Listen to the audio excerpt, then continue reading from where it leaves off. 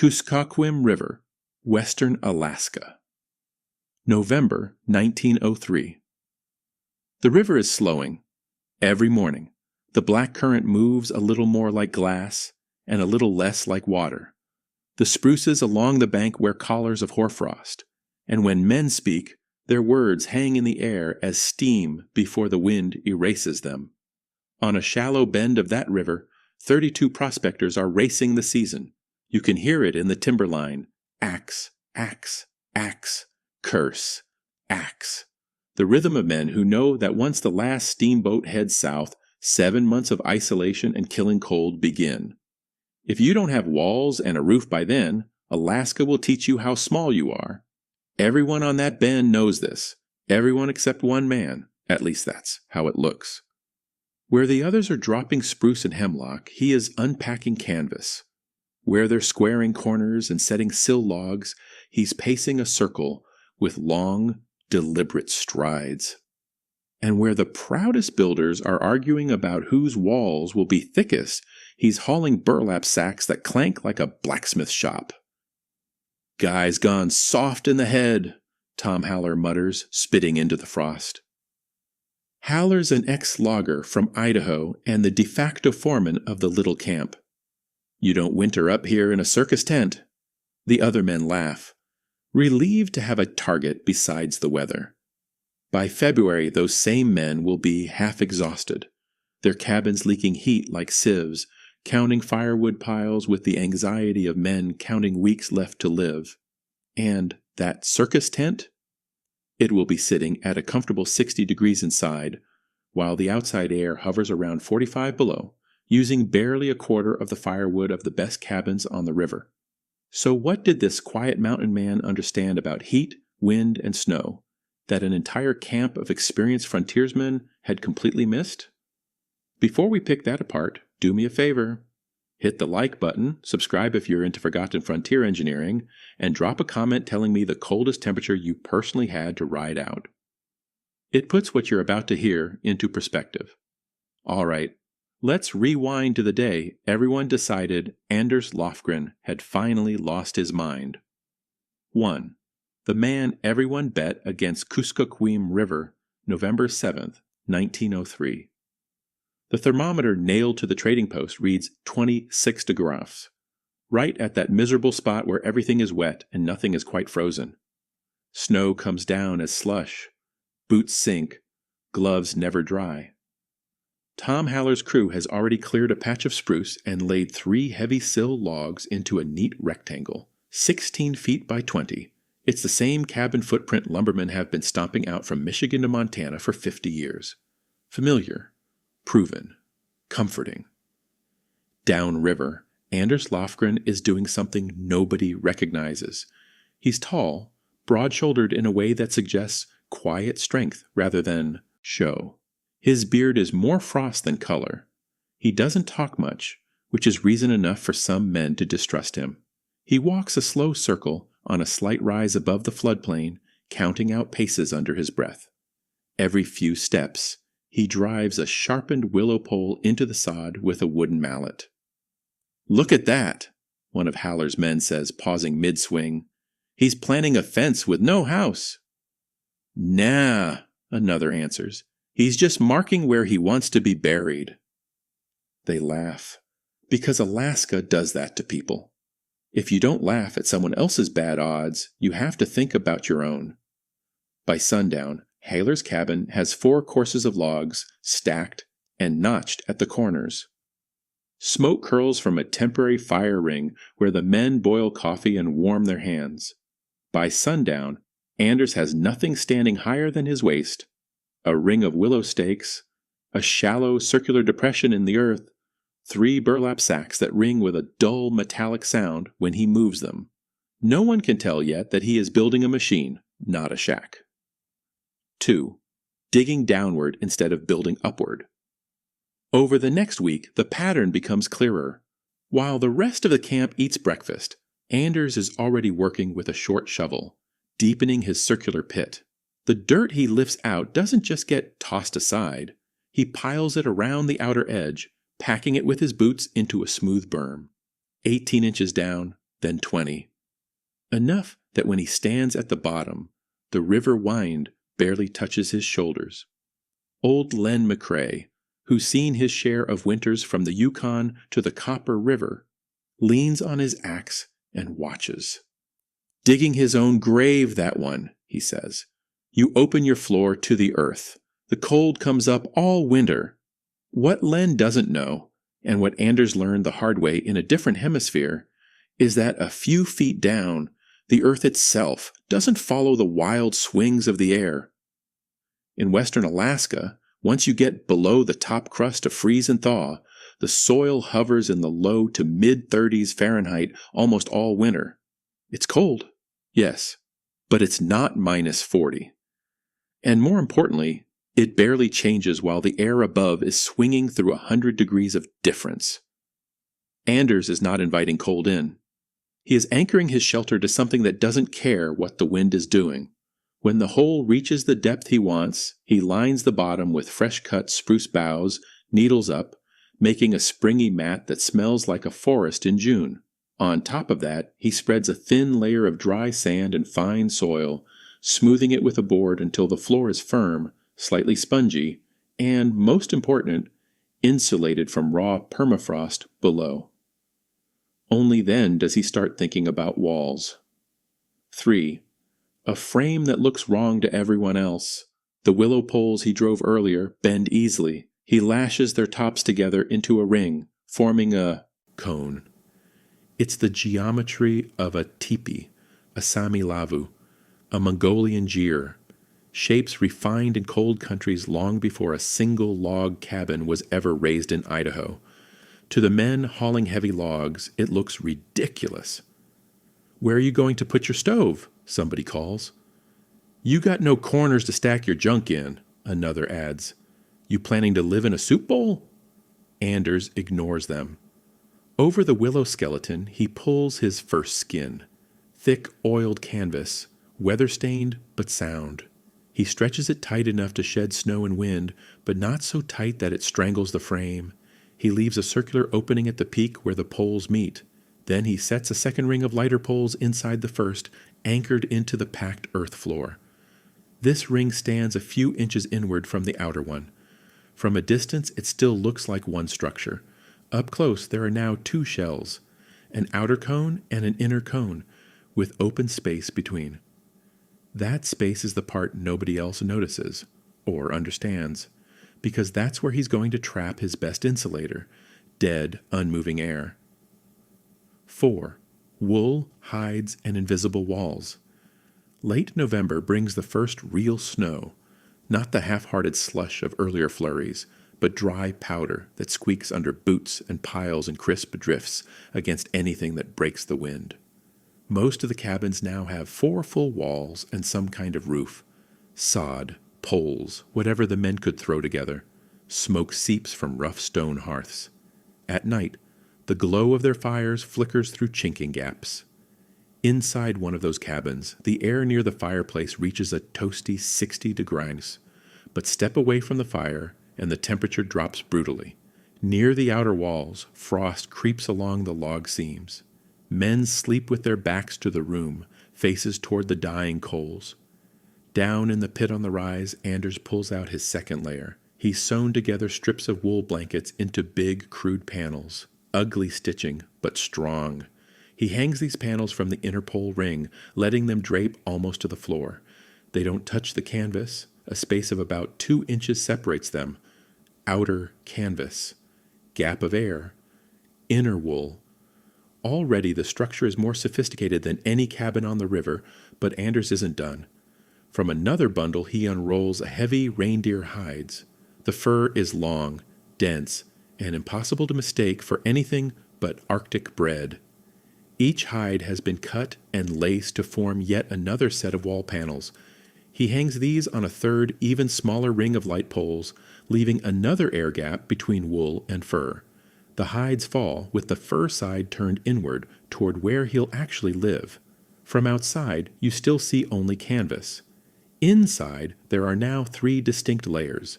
Canvas, tough skin that takes the beating from wind and blowing ice. Wool, thick, forgiving insulator that still works when a bit damp. Fur, and inner, pelt filled with thousands of microscopic air pockets, acting as both insulation and radiant barrier. Between each layer, trapped air that doesn't move. Most of the men in camp grew up thinking of walls as a thing, wood, stone, whatever. To Anders, a wall is a system. The others are building single-thickness boxes that leak. He's building a multi-layer envelope that breathes where it wants and seals where it must. But none of that will matter if he can't figure out what to do with the heat once he makes it, which is where those stone-filled burlap sacks finally come into play. 5. Building a fire that doesn't waste itself. Every cabin on that bend has the same basic heating plan. Set a fire at one end of the room and hope the heat drifts across before it disappears up the chimney. It's simple, traditional, and brutally wasteful. An open hearth sends 70-80% of its heat right into the sky. The rest rises to the rafters, leaving the floor miserably cold. Anders doesn't want a fire that heats air. He wants a fire that charges stone. He starts by building a low circular wall from football-sized river rocks right at the center of his dugout floor. The wall stands about knee-high and forms a ring maybe 3.5 feet across. The rocks are fitted tight but not mortared. He wants gaps, small ones, for air to sneak through later. Inside that ring, he begins stacking the contents of his sacks, flat stones, each roughly the size of a dinner plate. He chooses the densest pieces he can lift, granite, basalt, some heavy sandstone. He stacks them like offset bricks, leaving narrow channels between the layers. The result looks like a crude stone oven without a roof. This is the heart of the shelter. 250 pounds of rock waiting to be turned into a slow-bleeding reservoir of heat. He lays a metal grate at the bottom of the ring and sets a short length of stovepipe above, rising toward the smoke hole at the peak. The pipe will carry smoke out when he burns hard. When he banks the fire, he'll cap it, forcing most of the remaining heat sideways into the stones instead of straight up and out. "Nice fire pit," Haller says one evening, squinting in from the entrance. "When the wind rips this canvas off, you can at least sit by that and die warm." Anders just nods. The less explaining he has to do, the better. He's learned that people don't really listen until the cold has humbled them. 6. First snow, first numbers. December 6th arrives with a hard blue sky and a wind with teeth. The trading post thermometer drops to 18 erg overnight, the coldest yet. In Haller's cabin, men wake in their blankets to find their hair rimed with frost, where it touched the outer logs. The water bucket on the far side of the room has a 1/4 inch of ice on top, despite the embers still glowing in the hearth. They shuffle into their boots, stamp life into their feet, and immediately feed the fire. Firewood disappears like breath in the wind. That same morning, Anders lights his stone ring properly for the first time. He lays a tight grid of dry spruce inside the circle, adds kindling, and sets it going with the smoke flap wide open. Flames lick the inner surfaces of the stones, turning them slowly from gray to sooty black to a faint, dull red deep in their cores. For 3 solid hours, he feeds that fire like a man paying into a bank account. By midday, the stones are too hot to touch. The little shelter feels almost oppressive, 80 degrees or more right next to the ring. Then Anders does the thing none of his neighbors would ever think to do. He lets the fire die. He rakes the coals into a shallow bed, adds a thin layer of ash, sets a flat stone lid over the ring, leaving a small opening at one side, and closes the smoke flap almost all the way. Just a sliver for any stray fumes to escape.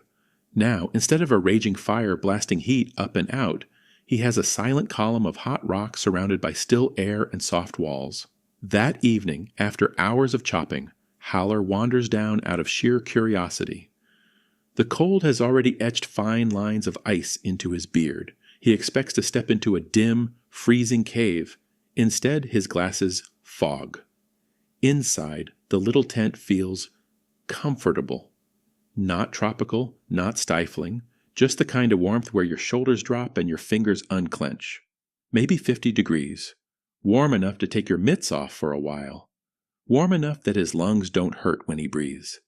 He glances at a small thermometer riding from the center pole. 49 degrees Fahrenheit, and slowly edging upward as the stones continue to release stored heat. How long since you fed the fire? Haller asks. 3 hours, maybe 4, Anders says. Don't need more until morning. Haller snorts. Wait till it hits 40 below. He leaves before Anders can answer. Pride, like cold, is something you don't shake quickly. 7. The killing cold snap. January 1904 brings the kind of weather old trappers talk about for decades. The river has vanished beneath solid white. Every sound is sharp. Axes strike with a ring like glass. Men move slower, not by choice but because the air itself fights them. On January 19th, the post thermometer officially bottoms out, 46 degrees in the shade, with an occasional gust that drives the effective chill past 50 degrees. Inside Haller's cabin, the picture is bleak. With the fire roaring and sucking air up the chimney, the air near the hearth hits a respectable 6 degree char. 10 feet away by the bunks, it's in the low 30s. A tin cup left on the floor near the outer wall forms a crust of frost around its base. They're burning wood like madmen, 60, 70 pounds every 7 or 8 hours, and still they can't push the far corners of the cabin into truly comfortable territory. At night, men take turns waking to feed the fire. If they don't, the place falls into the 20s before dawn. On the second morning of that cold spell, one of the younger prospectors, a kid named Owen from Nebraska, lies in his bunk watching his breath smoke in front of his face and thinks, Lofgren can't be alive in that tent. He pulls on his boots, stuffs a cheap pocket thermometer into his coat, and trudges down the slope. What he finds becomes camp legend. He ducks through the low entrance, blinks as his eyelashes thaw, and just stands there. No smoke stings his eyes. There is no raging blaze. The stone lid over the ring glows faintly orange along one edge, where a line of coals still breathes. But otherwise the fire is a memory. The air, though, feels like a different planet. Owen's face stops hurting. His nose runs instead of freezing. He pulls off one glove without thinking, and doesn't immediately regret it. A thermometer hangs from the center pole. He wipes the frost from its glass, squints, and laughs out loud. 62 degrees. Outside. 46 degrees. Inside the suicide tent. 22 degrees. A difference of 108 degrees. How much are you burning? He asks when he finds his voice. Anders shrugs and points to a modest stack of split spruce in the corner. Maybe 35 pounds a day, he says. 2-3 armloads. A few hours burn in the evening, sometimes a short one in the morning, if it was a hard wind. Owen stares. He knows Haller's cabin is chewing through well over 100 pounds a day. Tom needs to see this, he mutters. By supper, the whole camp has heard. 8. Pride walks through the flap. That evening, right after sunset, Tom Haller appears at the entrance, shoulders hunched more from stubbornness than from cold. He pushes the flap aside and steps in without asking. The shelter feels even warmer now, thanks to the evening charge Anders has just finished. The stones in the ring shimmer with deep, comfortable heat. A kettle of water sings quietly on a flat rock above a bed of coals. Haller stands in the center of the room, hands on his hips, turning slowly. He touches the inner fur wall. Warm. He presses a boot to the packed earth floor. Not freezing, not even particularly cold. He puts his palm close above the stone lid and pulls it back almost immediately. How long you run that fire? He asks. 2 hours hard, Anders says. Then I close the flap and let the rocks do the work. Smoke doesn't kill you. Draft keeps enough moving while it burns. After that, I open the flap a little if I cook. Simple. Haller pulls a pocket notebook, one of the few luxuries he carried north, and begins to jot figures. Outside temperature that afternoon, 42 degrees. Inside, when he stepped in, 50 degrees. Time since Anders started banking the fire, maybe 90 minutes. He asks Anders to tell him again how deep he dug, how many stone sacks he packed, what kind of rock he looked for. He scribbles endless notes while the Swede answers in short, patient sentences. Later, back at his own cold, smoky cabin, Howler sits up by the fire long after the others have crawled into blankets. He does more math. How many hours each man in camp is burning wood, how much weight they're hauling, how much of that heat goes into their houses versus up and out. Every number he writes makes his earlier contempt look stupid. The next morning he swallows hard and does the hardest thing a man like him can do. He asks for help. 9. Copycats, experiments, and real data. What happens over the next 6 weeks turns that little bend in the river into an accidental engineering lab. Howler goes first. He can't tear down his whole cabin, not in the middle of winter, so he adapts. With Anders helping, he rips out the huge open fireplace that was devouring fuel and replaces it with a scaled-down version of the stone ring tucked inside a small hearth at the cabin's center. They haul in 280 pounds of granite and dense river rock, build a circular core, and run stovepipe up through the old chimney throat. Instead of letting flames lick straight up the flue, they now wrap around the stones first. Howler also lines his interior walls with whatever layers he can scavenge. Old canvas tarps, spare blankets, even flattened burlap sacks. Each layer hangs a couple inches from the logs, creating imperfect but better than nothing air gaps.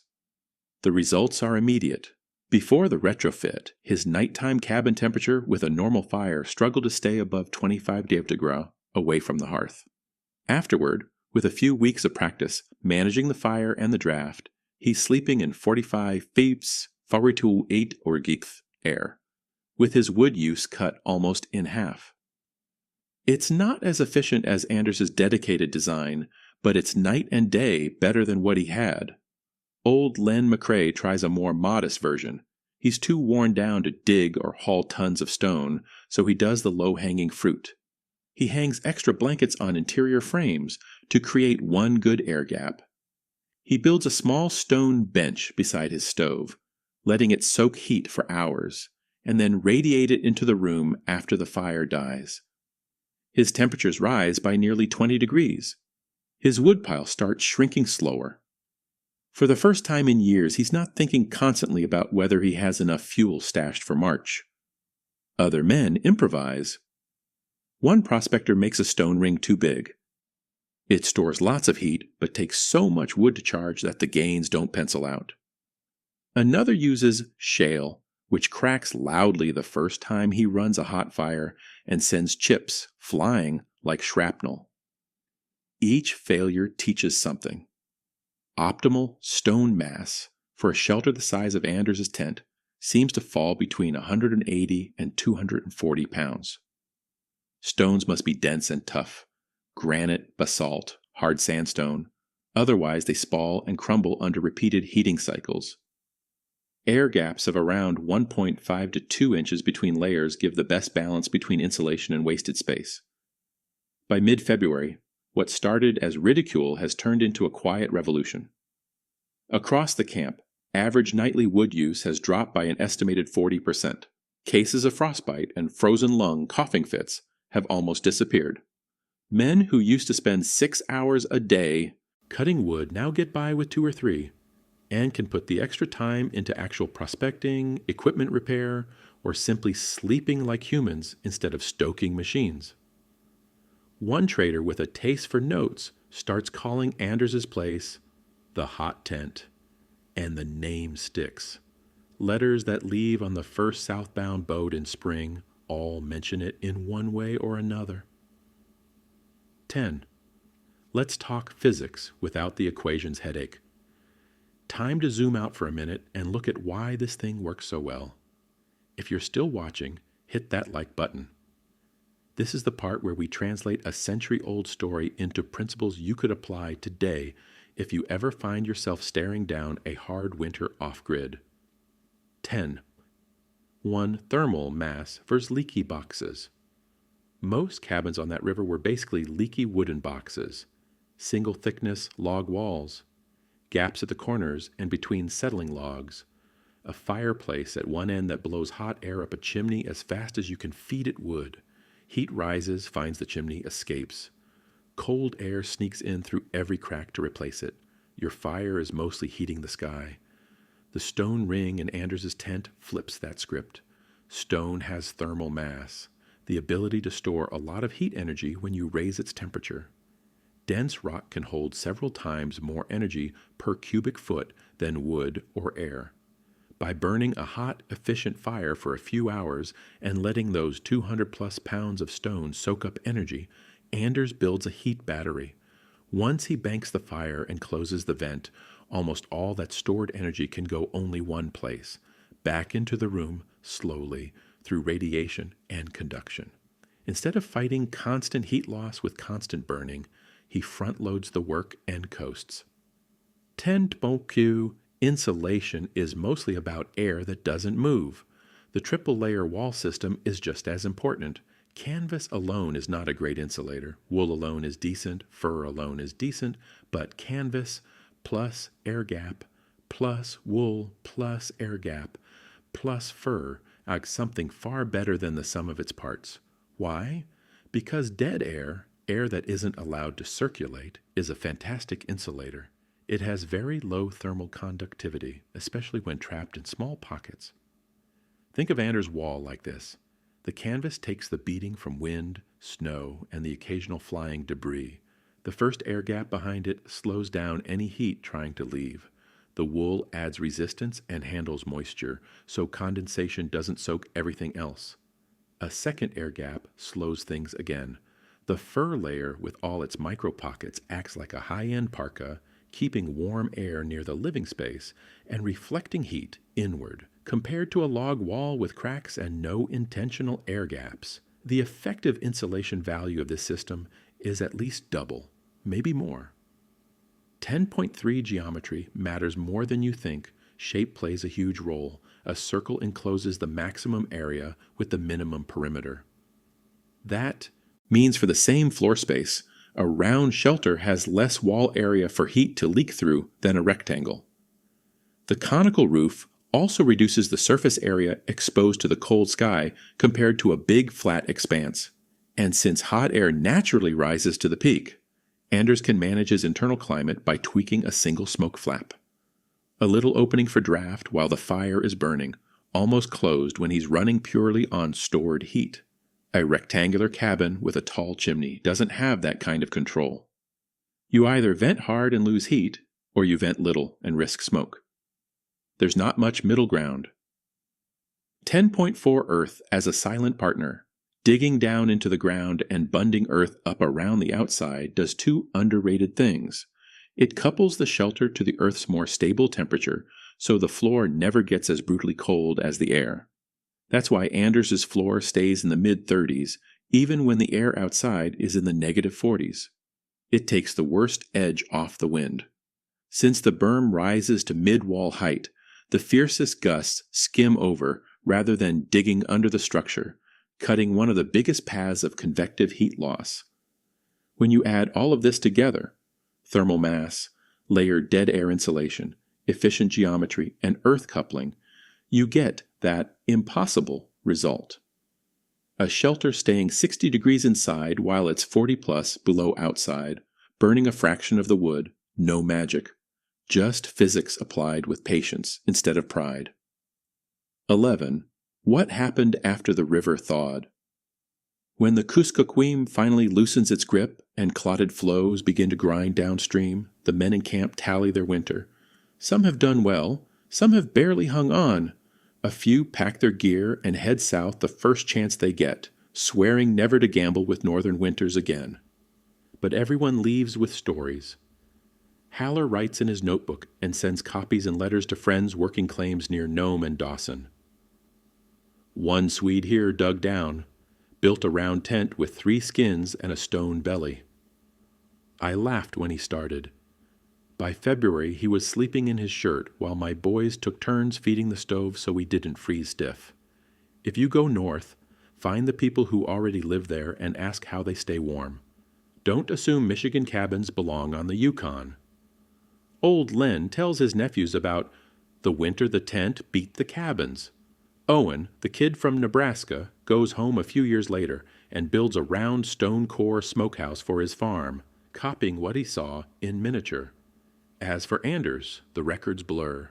His name pops up in a trapper's ledger near Bristol Bay 2 winters later. After that, he vanishes into the white noise of history. One more man who carried his knowledge in his head and hands rather than in blueprints. But the idea he left behind doesn't vanish. Mining camps hear about hot tents and stone bellies. Some experiment, some fail. A few trading posts ahead of their time adopt similar systems, cutting their firewood use enough to make staying open through winter practical instead of punishing. By the 1920s, cheap sawn lumber and factory stoves push most of those hybrid designs aside. It's easier to order fiberglass rolls and oil drum stoves than to haul stone and sew wool. Modern building science eventually rediscovers every principle Anders used: thermal mass for storage, air gap insulation, compact shapes for lower loss, and earth coupling for stability. Engineers write papers. Architects build passive solar homes and call them innovative.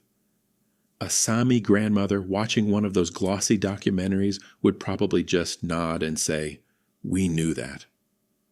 12. The quiet lesson most people miss. It's tempting to tell this as a genius mountain man story. One clever Swede outsmarting a camp full of stubborn Americans. But that version misses the most important point. Anders Lofgren didn't invent any of this. The conical, layered tent. Sami Lavu designs had been using similar geometry and skin-on-skin layering for centuries. The hot stone core?